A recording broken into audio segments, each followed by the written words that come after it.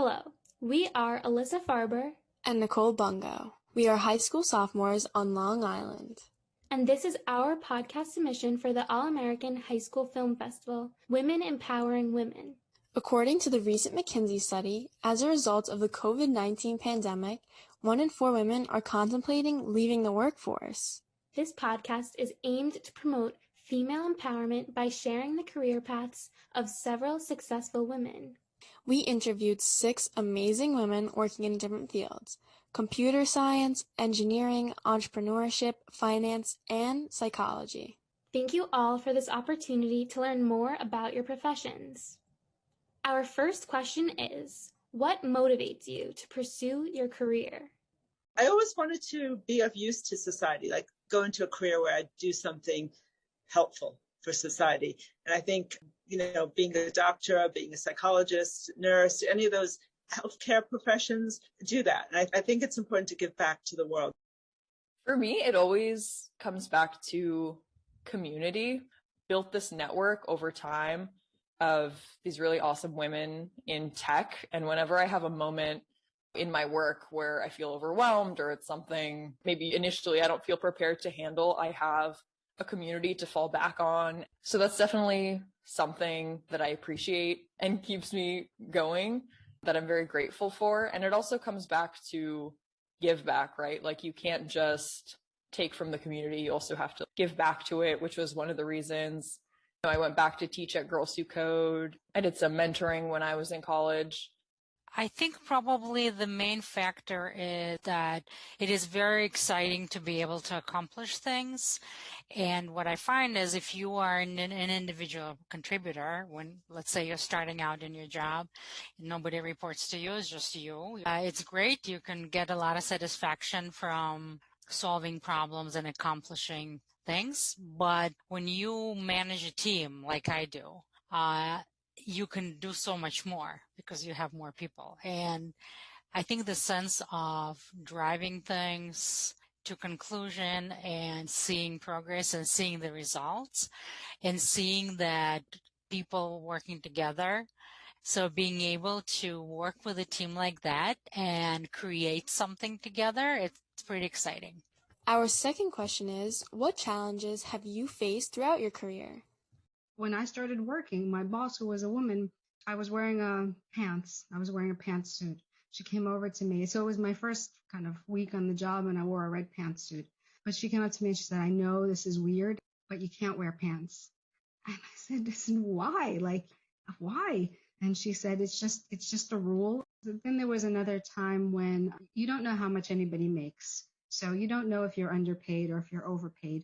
But I got to be friendly with someone much more senior than me, and he gave me some information, and I was blown away. Like, people are making that much, or I could make that much. I didn't have that confidence, and I'd have this annual discussion with my boss, and he'd say, well, how much do you think you should make this year? And I'd be afraid to ask for a lot. So I think I should get a little bit more, whatever. So I didn't sell myself well. And then when he gave me information, I knew the names, I knew the people, I knew the amounts. I was like, wow. They're no better than me. They're no smarter than me. They don't contribute more than me. They don't do more than me. I am just as good as they are. And I went in there and I told the guy, I want to make like double what I'm making. And I thought he was going to fall off his chair or laugh in my face or something like that. But he was like, okay. And I gave him all the reasons why. And men, when they have those discussions, a lot of times they'll say, I got a wife and kid to support. I got to pay my mortgage. Women aren't expected to say that. And I didn't. I kept it all to my work. I was like, I've done this. And I think I've done a great job. And I didn't get double my salary, but I got a lot. And I got a lot more than I would have asked for. So some of it was just creating your own ceiling. I had an internship. This was a couple years ago. And I feel lucky that the mentor I did have guiding me through the internship, he was really supportive and patient with me and helped me build a network with the engineers there. It's kind of jarring to be, a college student. You're the only woman around. There's all these coders that know so much more than you, have like multiple master's degrees or like working on their PhD. Like it was a challenge to be in that environment, but it sort of inspired me to want to learn more because I realized there was so much I didn't know. Say the company I work for, especially recently, definitely changed quite a lot. I work in a cosmetics company, right? You would think it should be mostly women on the top, but they were not. Until very recent, there were no women at the executive committee at all. But in a mid-management, and especially in their lower level, there were a lot of women. So I did not feel, maybe by the nature of a company that I work for, I did not necessarily feel that pressure. And recently, the company sort of pivoted a bit, and now our CEO is a woman. We have 5 executive committee members, 2 of which are women, right? So there is definitely a shift in the, I would say, right direction from that standpoint. So for me personally, I've never faced that situation where I felt like I'm being singled out because I'm a woman, or I'm not given opportunities because I'm a woman. Our next question is, what advice would you give to the younger female generation? Along the way, I've learned that people really respect when you can just ask them a question if you don't know how to do something, and continue to support, your fellow women in your community, because we have to be there to lift each other up and support each other. And something, especially now in this new job, I've really appreciated is the friendships I've made with 2 other women that started working with me. It's hard to find what you love, and if you find it, it's really lucky. It took me almost 30 years to figure out this is what I love to do.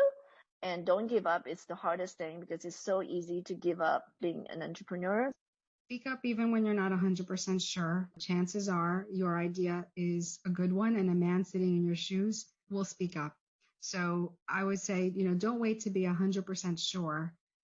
If you're, that your idea is like, just throw it out there. Or if there's somebody asks a question, if you're 95% sure or even 90% sure, throw it out there. Also, raise your hand for opportunities. A lot of women, I find, women that have worked for me, they think that they will get ahead by people recognizing their work. Oh, my manager knows I do a good job, and they will select me for the next promotion or this, that. They kind of rely on their manager to make it happen. And I would say the manager of your career is you. Sometimes we as women, we tend to think, oh, these guys know better. Or, well, they've been in the job longer than me. Don't double guess yourself. Just go for it. And the worst thing that's going to happen, you're not going to get the job you want, or you're not going to get to the goal that you're trying to set up for yourself. But at least you tried, right? And for me personally, I had that situation not that long ago when the company decided to sort of reorganize, and out of 2 chief financial officers for the business, only have 1. And initially they thought that the job is going to go to the guy and not to me. I sort of accepted it. And then I was like, no, I'm not. This does not work. This makes no sense. So I spoke up. I stood up. I not demanded, but I worked behind the scenes. I asked people to support me, right? At least to give me a chance, not to give me a job, but to give me a chance to interview for the job. And at the end I did. I interviewed, and the same thing with the other person, and they chose me, right? And I feel like if I never spoke up, if I just kind of went into what I know women often do, to say, okay, I'm not going to ruffle feathers. I'm just going to go along. Don't. Go for what you believe. If you believe you're the best person for the job, go for it. Our final question is, what does feminism mean to you? I think it means having the right to choose what's right for you and to receive equal pay in terms of a career and to have the choices in this world that we unfortunately do have today. I think women can be anything today. You're growing up in a good time where you can choose whatever career you want and go into it and be successful.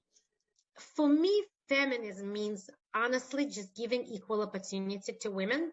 I don't want to be promoted just because I'm a woman, right? I want to be promoted on the merit. I want to know that I deserve the job. I'm not entitled to it, right? But if I know I deserve it, I have a shot at it. So for me, the feminism means basically that, giving opportunity to women to compete for the same job as men, right? On equal terms. I think what it means to me is independence. It is being self-sufficient.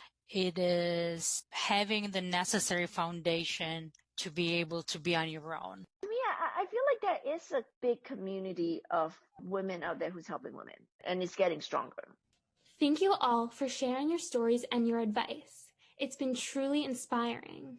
Some of the things that we took away from this experience are to find our passion, Never back away from a challenge, and support other women as you progress in your career.